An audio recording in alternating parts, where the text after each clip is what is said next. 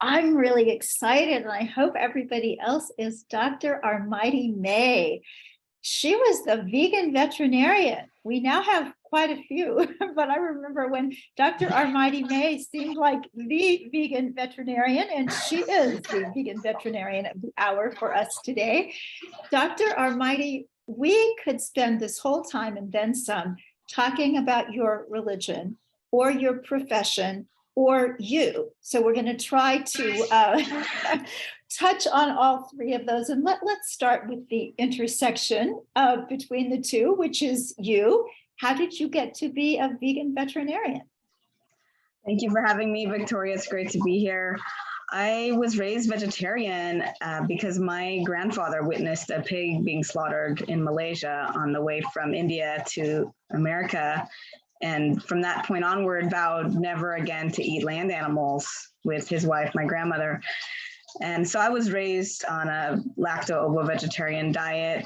Then when I learned more about what happened to the animals, I went vegan, reading a book called Diet for a New America by John Robbins, which opened my eyes to the cruelty inflicted upon dairy cows and egg-laying hens. I became a vegan activist when I was at UC Berkeley in undergrad, and then I started vet school and was quite alarmed to see that my classmates were not on the same page for the most part when it came to what they consider food animals, which to me is offensive, but that's how they're termed in the veterinary curriculum. But I was determined to bring awareness to the plight of these non-human animals, cows, chickens, turkeys, pigs, goats, etc., who are just as deserving as our dog and cat companions of compassion and respect. So I actually attended my first animal rights conference in 2001, right before starting vet school at UC Davis. And I put a bunch of locker stickers on my locker before the first day of classes, like love animals, don't eat them, protect farm animals, go vegan. And lo and behold, I was called into the dean's office 6 weeks into my first quarter of vet school because a classmate had complained that my locker stickers were offensive, which really stunned me. Long story short, I got through the 4 years. It was a challenge, a lot of tough nights. And besides the studying and the exams, there was a culture of lack of regard for people with animal rights sympathies, you could say. Although some people started to gain more of a friendship with me over time there, but there were a lot of people who ostracized me, or I was sort of the black sheep, no pun intended. That had to have been very difficult. Yeah.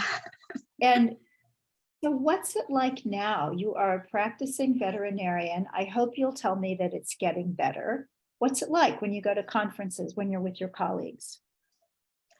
I think it is getting better gradually. Now it's not so crazy and outrageous to say that I'm vegan.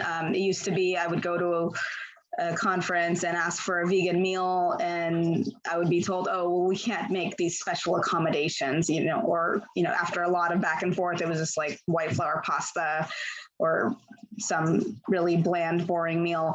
Now, generally, there's a little more effort put into having a decent vegan option at the various conferences. In fact, one of the conferences that I go to regularly, the Pitcairn Institute of Veterinary Homeopathy annual homeopathy conference, all the food is vegan, which is amazing. So I love that. And I've found a lot of veterinarians are starting to gravitate towards a plant-based diet. I started the organization VAPA, a Veterinary Association for the Protection of Animals, back in 2015, with the express purpose to bring awareness to the benefits of a vegan lifestyle through documentary screening events, and done a number of those. And one of the events that I held several years back, screening the film Peaceable Kingdom, a veterinarian in attendance decided to go vegan because of watching that film. So that was a really nice outcome. And she actually mentioned to me that no one had ever asked her how she felt about what animals go through.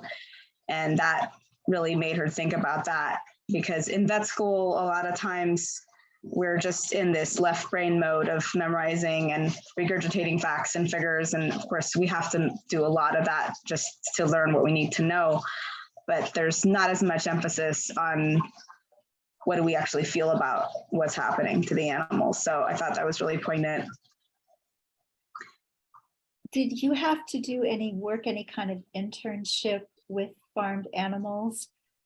Do you just have a sense of what it's like to be a doctor who is trying to save someone's life, but knowing that that being is doomed? It's just hard to wrap my head around it.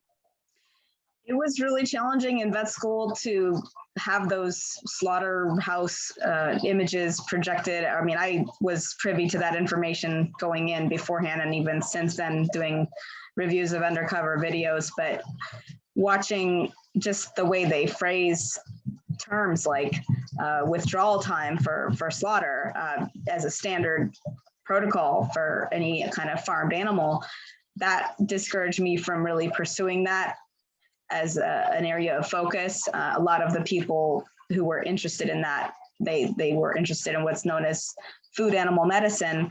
They don't see the dogs and cats in the same way. It's somehow they're compartmentalizing them in two different categories. So that was challenging to confront. And I think some of the people did struggle with it, but ultimately the peer pressure was so strong that they felt pressured into just going along with the standard way they were talking about the animals. And I was one of the more outspoken ones in vet school, so that's why I got my share of pushback from some of my classmates about it. But to me, it was more important to speak my truth and be a voice for the voiceless. And I think that as time goes on, it just becomes more apparent that that's how I can really make a difference, is to continue to speak my truth, no matter how objectionable it might be, or if it's considered offensive. Well, sometimes the truth hurts, but we have to still get it out there. Yes. So when you founded VAPA, and part of at least the mission of that, as I understand it, is to promote compassionate veterinary care, compassionate choices in how we care for companion animals and other animals whose decisions we're making for them. So what does that mean exactly? Yeah, so there is a reverence for life philosophy that the vet school in Pomona, Western University College of Veterinary Medicine, embraces. So that means they don't have any harmful or terminal use of animals in their curriculum. And VAPA's mission, in addition to raising awareness about veganism, is also to encourage those sorts of programs at other vet schools. For example, the body will donation program that Western University has, where when animals are euthanized for humane medical reasons, their guardians can elect to donate their pets' remains for vet students to learn about anatomy and pathology and all that they need to know without having to take the lives of healthy animals in the process.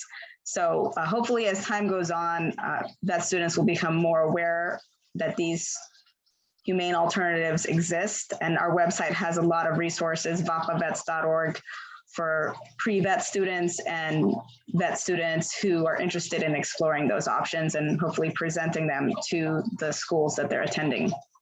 Wonderful. So now let's talk a little bit about being a Zoroastrian. It's such an old faith, and yet its numbers have become very small in modern times. So tell us something about the philosophy and teachings of Zoroastrianism.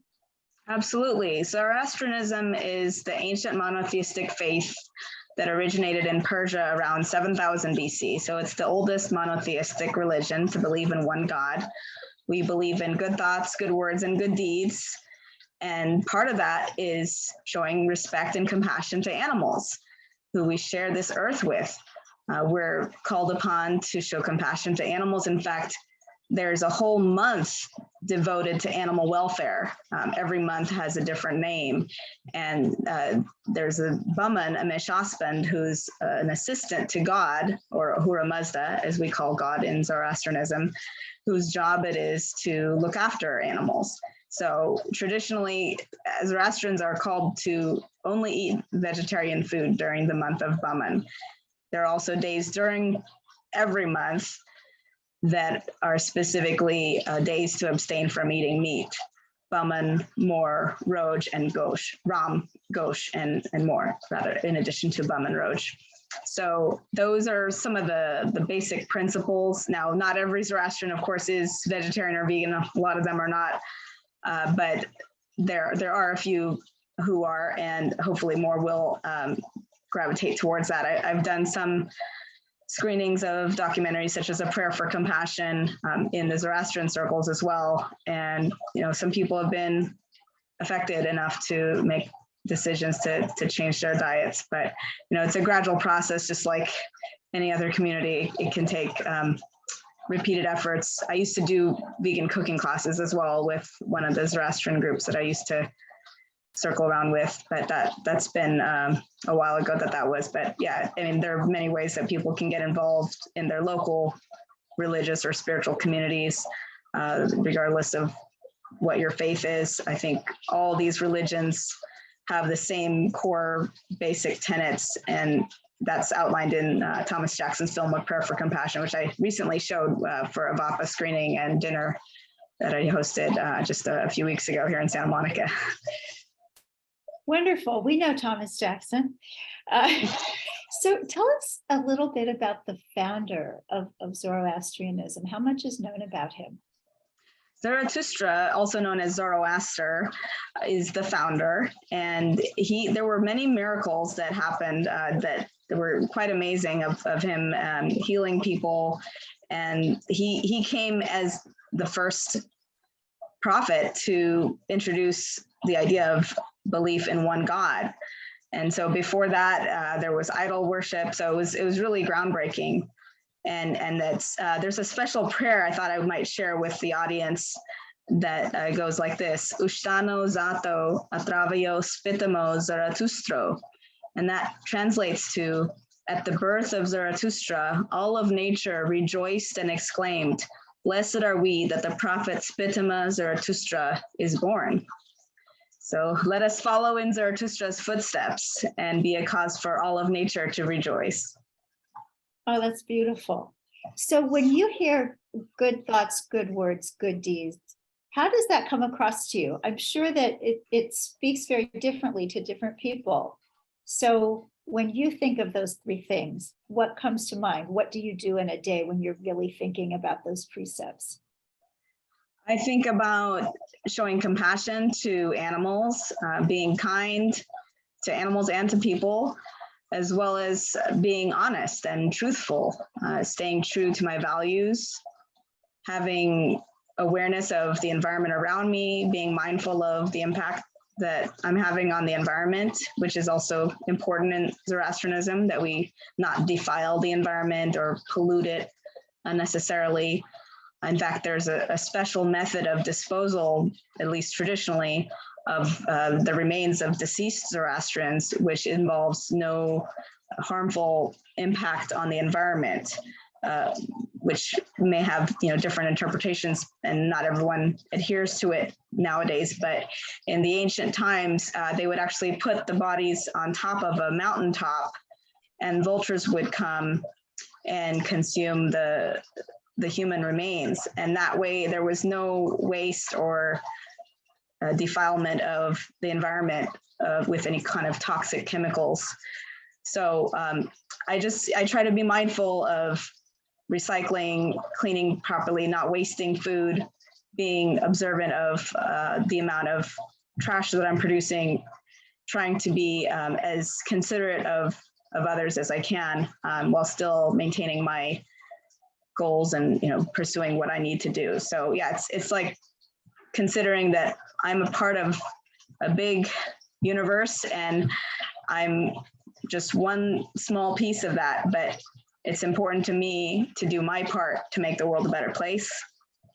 We also have a concept called Vahumanu, which means good mind. And that has to do with using one's own critical thinking and analyzing situations to really determine what is right and wrong, and not just taking everything at face value, but questioning things. Love that. So one of our attendees has said, of course, many of us would like to hear Dr. May talk about veganism for dogs. Yes. So what about veganism for dogs? I'm so glad you asked. There's actually a scientific study that's going to be released very soon that delved into the health of dogs on plant-based diets. It was conducted by Dr. Tonatil Melgarejo and Annika Linda at Western University College of Veterinary Medicine in Pomona, California. And we'll be finding out more details in the near future. There are a lot of other studies that also show that dogs can thrive and prosper on a plant-based diet, provided it's nutritionally complete and adequate. So they do need certain amounts of protein, calories, fats, carbohydrates, vitamins, minerals. And dogs on plant-based diets actually have fewer skin allergies because the two top food allergens for dogs are beef and chicken. So by adhering to a plant-based diet, they're not getting those allergenic substances that can lead to itching, scratching, biting, etc. Another benefit is avoidance of a lot of bioaccumulated toxins that are present in pretty much all meats, whether they're poultry, fish. There's tons of arsenic in chicken, for example, mercury in most seafood, and all kinds of bioaccumulated carcinogens, whether they're plastics that bioaccumulate up the food chain, glyphosate, dioxins, PCBs, all kinds of petrochemicals that get into the bloodstreams of animals and then concentrate in their tissues. So for dogs to be healthiest, they really should have a low intake of those toxic ingredients. And since they are omnivores, not carnivores, and they have the genes for digestion of grains, they can do so much more so than their wolf ancestors. In fact, they can do very well on plant-based diets. Now, there are certain breeds that have to be observed with more care in regards to their urinary tract health, and that goes for whether they're plant-based or meat-based. For example, miniature schnauzers, Lhasa Apsos, Cocker Spaniels, and other breeds can be prone to struvite crystals in their urine, which can lead to stones if they're not addressed. But this is something that has to do with a urinary tract infection predisposition the dogs, those particular breeds, can have. And so by having their urine monitored and also making sure they're getting plenty of hydration, water intake is crucial to avoid those UTIs and consequently avoiding the crystals. That's something that those dogs can also do well on the vegan diets, provided their urinary tract health is monitored. Now, certain other breeds can have issues with lack of taurine. Dogs can usually manufacture their own taurine through the two amino acids, methionine and cysteine, that are present in plant-based ingredients. But if they need additional taurine, sometimes a supplement may be warranted. And there are a lot of commercially available vegan dog foods that do have taurine already in them. Any resources you would recommend on that, on Sure. any of this vegan dog? Yeah, so there's a website, plantbased.dog. It has some links to a few of the scientific articles that I mentioned, including one from the Environmental Resource Group that shows the level of toxic heavy metals present in the blood and urine of dogs eating conventional diets is alarmingly high, more so than you would even find in a human eating a conventional meat-based diet. So plantbased.dog, it also has veterinarians who endorse plant-based diets for dogs. There are about a dozen of us on there who have publicly endorsed plant-based nutrition for dogs. And Dr. Andrew Knight has also done some really great work. In fact, he released a study of his own not long ago. And he's based in the UK. He's a friend of mine. And his website is veggiepets.info, vegepets.info. Oh, thank you so much. We'll put those in the chat as well. So I want to get into an area of a little bit of controversy. I know that there are some people whose concerns for animals are such that they believe that there is something ethically off with even living with companion animals. And other people have concerns about spaying and neutering, which a lot of us are out there saying, spay, neuter. And other people are saying, not so fast. You're interfering with a very personal, profound life experience for these animals. So where do you come down on some of those hotter topics? Thank you for bringing those up. I think they're worth discussing. I have spent time in a number of shelters over the years, seeing dogs caged up in these kennel facilities, and it's really heartbreaking to see that. I really wish people would not purposely breed dogs or cats for the sake of their companionship. In particular, certain particular breeds such as French bulldogs and bulldogs in general. In fact, any dog who has a brachycephalic or short nose, it makes their life very challenging to go through life that way, not having a proper airway. And they end up having a lot of issues down the road, which are heartbreaking for their guardians to have to deal with, in addition to the dog suffering. So I do think that there ought to be limits on breeding. But in the meantime, because that hasn't happened, there are so many wonderful dogs who are not allowed to live. They are being killed in shelters and elsewhere for lack of homes, and that is unacceptable. So if that's going to be happening, I don't want to allow any further reproduction of animals to the extent that I am able to contribute to that being solved. And for me, spaying and neutering is an ethical and effective way to curb the reproduction of these animals when there aren't sufficient homes for them. I mean, I can't even tell you how many people are contacting me. Oh, can you find a home for this dog, this cat I found, there's a stray animal in my yard, etc. I hear it all the time. And I try to help as best as I can, but there are only so many people, so many homes, so many people who are willing to take in these animals. And whatever we can do as responsible guardians to curb that issue, or to bring awareness to people to say, listen, if you're interested in having an animal in your home, why not adopt from a shelter or a rescue organization and save a life rather than contributing to the breeding of animals that is just perpetuating this whole cycle. So there are also health benefits to spaying and neutering. For a female dog, for example, the spay prevents mammary cancer if it's done early in life. It eliminates the risk of pyometra, which is an infection of the uterus that can be life-threatening. And I've seen dogs actually die of this condition in practice. When I worked at an emergency facility some time back, there were dogs that came in with that from time to time. And if the surgery isn't done promptly enough, because the bacterial toxins build up in the uterus, they can get septic and pass on, unfortunately. So it's a life-saving procedure in that sense. For males, of course, it reduces some of the undesirable behaviors that make them difficult to live with, like humping, marking, also running away in search of a mate. If the dog is spayed or neutered, or the cat, less likely to get into fights with other animals, more likely to be calm, content, and a better companion. I do recognize some people have an ethical issue with it, and there's so many ethical issues that we can go into and dissect. But I'm a practical person. At the end of the day, I look at what can we do, practically speaking, that's actually going to make a difference. And from what I can see, having an animal in my home, while it may not be the most natural thing, if that animal is not in my home or in someone else's, where is that animal going to be, and how well is that animal going to be cared for? If he or she is in the wild, well, there are predators, there are hunters, as we've learned about. There are all kinds of things that are not safe for them, and they can end up having, parasitism even. I've volunteered in other countries where I've seen dogs get covered with ticks and be just rail thin, completely malnourished from lack of nutrients because they're just stray dogs, not getting the right food, not getting the right care.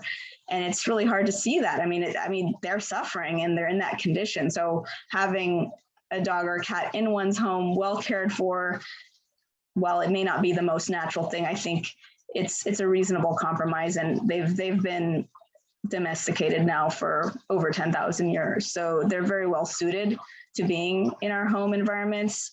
Now, there are certain animals that I have more of a concern with having as a pet, like, say, certain birds that are really more designed to be in the jungle, and they can end up with these stereotypic behaviors from feather picking. Parrots, for example, tend to do that when they're distressed.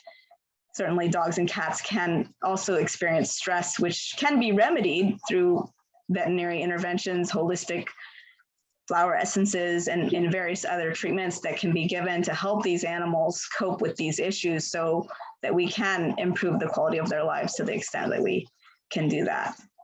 Thank you so much, Dr. Armaiti May. You're not only a vegan vet, you're an angel for animals. Thank you for all you do. I know you need to leave us now and go help some people in the homeless community with their animals. So God bless you for that. And thank you for spending this time with us. My pleasure. God bless you too. Thank you so much. All the best.